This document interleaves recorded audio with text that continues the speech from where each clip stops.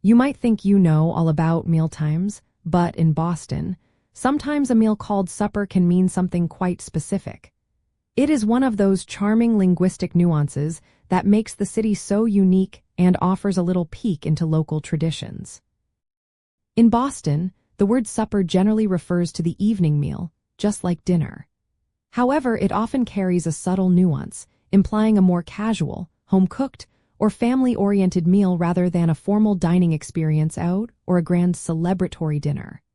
While the terms are increasingly interchangeable across America, in Boston and parts of New England, this subtle distinction can still be felt. The persistence of the word supper in this context stems from historical usage in New England. Traditionally, dinner was the main, heaviest meal of the day, often eaten in the mid-afternoon, especially in rural or working-class communities. Supper then became a lighter, later evening meal.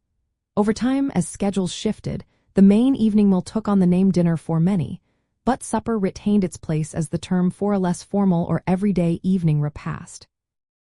So if a Bostonian invites you over for supper, do not expect a 5-course meal in a fancy dining room. It is much more likely to be a cozy gathering with home-cooked food, perhaps with friends or family. You might hear someone say, "We are having supper at 6, indicating a relaxed meal at home, as opposed to "we have dinner reservations downtown," which suggests a restaurant visit. This charming distinction is an echo of the city's rich past and its strong connection to New England traditions.